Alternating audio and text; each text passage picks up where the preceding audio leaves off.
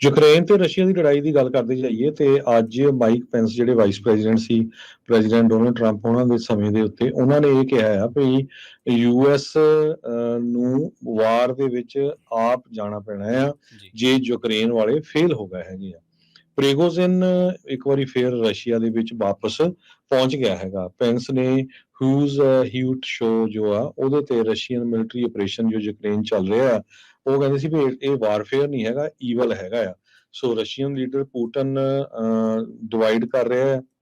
ਜੀ even inside Russia ਦੇ ਵਿੱਚ ਡਿਵੀਜ਼ਨ ਬਹੁਤ ਚੱਲ ਰਿਹਾ ਹੈਗਾ ਤੇ ਪੁਟਨ ਨੇ ਪੈਂਸ ਨੇ, ਮਾਈਕ ਪੈਂਸ ਪ੍ਰੈਜ਼ੀਡੈਂਸ਼ੀਅਲ ਕੈਂਡੀਡੇਟ ਵੀ ਅਗਲੇ ਸਾਲ ਜੋ ਇਲੈਕਸ਼ਨ ਹੋਣੀ ਆ ਯੂਐਸ ਪ੍ਰੈਜ਼ੀਡੈਂਟ ਦੀ, ਉਹ ਕਹਿੰਦੇ ਆ ਵੀ ਜੇ ਮੈਂ ਇਲੈਕਟ ਹੁੰਨਾ ਤੇ ਮੈਂ ਇੰਸ਼ੋਰ ਕਰੂੰਗਾ ਯੂਕਰੇਨ ਨੂੰ ਜੋ ਵੀ ਚਾਹੀਦਾ ਹੋਵੇ ਉਹ ਮਿਲੇ।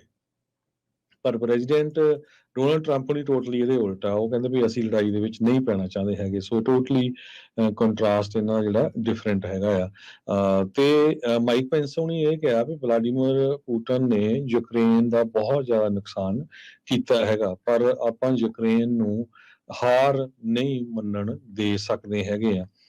ਕਹਿੰਦੇ ਭਈ ਜੋ ਰਸ਼ੀਆ ਦੇ ਟੈਕਟੀਕਲ ਨਿਊਕਲੀਅਰ ਵਾਰਹੈਡਸ ਹੈਗੇ ਆਲਰੇਡੀ ਬੈਲਾਰੂਸ ਦੇ ਵਿੱਚ ਪਹੁੰਚ ਗਏ ਆ ਤੇ ਈਅਰ ਐਂਡ ਤਾਈਂ ਬਹੁਤ ਜ਼ਿਆਦਾ ਵੱਡੀ ਗਿਣਤੀ 'ਚ ਉੱਥੇ ਪਹੁੰਚ ਜਾਣਗੇ। ਬੈਲਾਰੂਸ ਦੇ ਪ੍ਰੈਜ਼ੀਡੈਂਟ ਅਲੈਗਜ਼ੈਂਡਰ ਲੁਕਾਸ਼ੈਂਕੋ ਉਹਨਾਂ ਨੇ ਅੱਜ ਇੱਕ ਸਟੇਟਮੈਂਟ ਦਿੱਤੀ ਹੈਗੀ ਆ।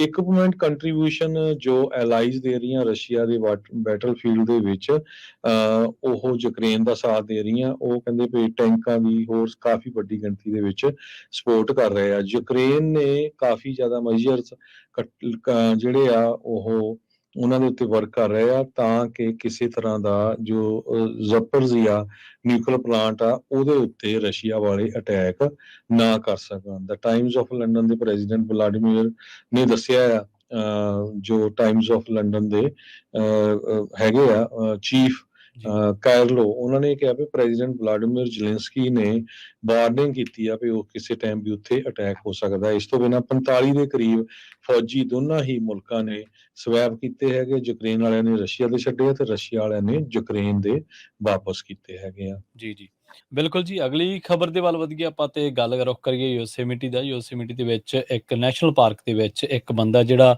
ਇਸ ਵੇਲੇ ਘੁੰਮਣ ਗਿਆ ਸੀ, ਉਹਨਾਂ ਇਲਾਕਿਆਂ ਦੇ ਵਿੱਚ ਲਾਪਤਾ ਦੱਸਿਆ ਗਿਆ। ਪਤਾ ਲੱਗਿਆ ਕਿ ਇਹ ਜਿਹੜਾ ਸੈਲਾਨੀ ਹੈ, ਜਿਹੜਾ ਇੱਕ ਘੁੰਮਣ ਵਾਲਾ ਇਨਸਾਨ ਸੀਗਾ, ਉਹਦੇ ਦੱਸਣ ਦੇ ਮੁਤਾਬਕ ਉਹਦੇ ਜਾਣਕਾਰੀ ਜਿਹੜੀ ਮਿਲੀ ਹੈ ਉਹ ਦਿੱਤੀ ਹੈ ਨੈਸ਼ਨਲ ਪਾਰਕ ਸਰਵਿਸ ਨੇ। ਉਹਨਾਂ ਨੇ ਇਹ ਬਿਆਨ ਦੇ ਵਿੱਚ ਕਿਹਾ ਕਿ ਹੈਡਨ ਟੀ ਕਲੇਮੋਕ ਨਾਂ ਦਾ ਇੱਕ ਬੰਦਾ ਜਿਹੜਾ ਉਹ ਚਿਲ ਨੂਨਾਲਾ ਜਿਹੜਾ ਫਾਲ ਆ ਉਹਦੇ ਵਿੱਚ ਜਿਹੜਾ ਉਹ ਆਪਣੇ ਇੱਕ ਗਰੁੱਪ ਦੇ ਨਾਲ ਜਿਹੜਾ ਉਹ ਗਿਆ ਸੀਗਾ, ਪਰ ਬੈਕ ਪੈਕ ਕਰਦੇ ਸਮੇਂ ਉਹ ਉੱਥੋਂ ਲਾਪਤਾ ਹੋ ਗਿਆ। ਦੱਸਦੇ ਆ ਕਿ 2 ਵਜੇ ਉਹਨੂੰ, ਦੁਪਹਿਰੇ 2 ਵਜੇ ਉਹਨੂੰ ਟ੍ਰੇਲ ਜੰਕਸ਼ਨ ਦੇ ਨੇੜੇ ਚਿਲਲੁਆਨਾ ਜਿਹੜਾ ਕ੍ਰੀਕ ਦੇ ਵਿੱਚ ਆ ਉੱਥੇ ਦੇਖਿਆ ਗਿਆ ਸੀ ਤੇ ਉਹਦਾ ਹੁਣ ਪਤਾ ਨਹੀਂ ਲੱਗ ਰਿਹਾ ਕਿ ਉਹਦਾ ਟਿਕਾਣਾ ਜਿਹੜਾ ਉਹ ਫਿਲਹਾਲ ਕਿੱਥੇ ਆ। ਤੇ ਉਹ ਦੇਖਿਆ ਜਾ ਰਿਹਾ ਕਿ ਇੱਥੇ ਜਿਹੜੇ ਝਰਨੇ ਨੇ, ਜਿਹੜੀਆਂ ਨਦੀਆਂ ਨੇ, ਜਾਂ ਜਿਹੜੇ ਇਹ ਵਾਟਰਫਾਲ ਨੇ ਜਿੰਨੀਆਂ ਵੀ, ਤਾਂ ਉੱਥੇ ਉਹਦੇ ਬਾਰੇ ਇਹ ਖਦਸ਼ਾ ਪ੍ਰਗਟਾਇਆ ਜਾ ਰਿਹਾ ਕਿ ਸ਼ਾਇਦ ਉੱਥੇ ਉਹ ਡਿੱਗ ਨਾ ਪਿਆ ਹੋਵੇ।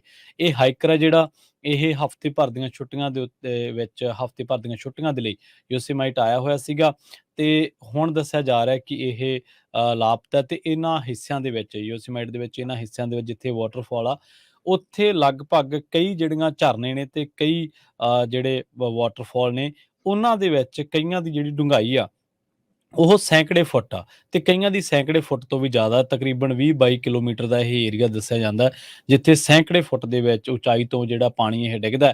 ਤੇ ਉਹਨਾਂ ਨੇ ਹੁਣ ਜਿਹੜੇ ਕਲੇਮੋਕਨੇਕ ਦੇ ਮਾਤਾ ਪਿਤਾ, ਉਹਨਾਂ ਨੇ ਸੈਨ ਫਰਾਂਸਿਸਕੋ ਦੇ ਵਿੱਚ ਇਸ ਗੱਲ ਦੀ ਗੁਹਾਰ ਲਾਈ ਹੈ ਕਿ 24 ਸਾਲਾ ਜਿਹੜਾ ਇਹ ਨੌਜਵਾਨ ਹੈ ਤੇ ਆਪਣੇ ਸਾਥੀਆਂ ਦੇ ਲਈ ਇਹਨਾਂ ਇਲਾਕਿਆਂ ਦੇ ਵਿੱਚ ਜਿਹੜਾ ਹਾਈਕ ਕਰਨ ਗਿਆ ਸੀਗਾ, ਪਰ ਜਦੋਂ ਉਹ ਥੱਲੇ ਉਤਰਿਆ ਤਾਂ ਪਤਾ ਲੱਗਿਆ ਕਿ ਉਹਦਾ ਪੈਰ ਜਿਹੜਾ ਉਹ ਤਿਲਕ ਗਿਆ ਸੀ ਤੇ ਉਸ ਤੋਂ ਬਾਅਦ ਉਹ ਪਾਣੀ ਦੇ ਹੇਠਾਂ ਜਿਹੜਾ ਉਹ ਚਲਾ ਗਿਆ।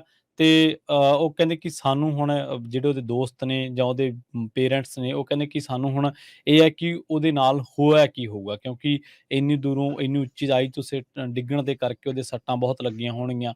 ਤੇ ਨਾਲ ਇਹ ਹੈ ਕਿ ਪਾਣੀ ਇੰਨਾ ਠੰਡਾ ਹੈ ਕਿ ਇੱਕ ਬੰਦਾ ਕੁਝ ਮਿੰਟਾਂ ਦੇ ਵਿੱਚ ਹੀ ਜਿਹੜਾ ਆਪਣਾ ਕੰਟਰੋਲ ਹੈ ਬੋਡੀ ਦਾ ਉਹ ਗਵਾ ਬੈਠਦਾ, ਬਰਫ਼ ਪਿਘਲ ਰਹੀ ਹੈ। ਸੋ ਜਿਹੜੇ ਇੱਥੋਂ ਦੇ ਨੈਸ਼ਨਲ ਪਾਰਕ ਸਰਵਿਸ ਆ, ਉਹਨਾਂ ਨੇ ਵੀ ਕਿਹਾ ਕਿ ਜਿਹੜੇ ਫਿਸਲਣ ਵਾਲੇ ਇਲਾਕੇ ਨੇ, ਜ਼ਿਆਦਾਤਰ ਉਚਾਈ ਤੇ ਇਲਾਕੇ ਨੇ, ਉਹਨਾਂ ਤੇ ਜਾਣ ਵੇਲੇ ਤੁਸੀਂ ਆਪਣਾ ਜਿਹੜਾ ਧਿਆਨ ਰੱਖਿਆ ਕਰੋ। ਤੇ ਫਿਲਹਾਲ ਇਸ ਹਾਈਕਰ ਦੀ ਜਿਹੜੀ ਭਾਲ ਆ ਉਹ ਕੀਤੀ ਜਾ ਰਹੀ ਹੈ ਜੀ।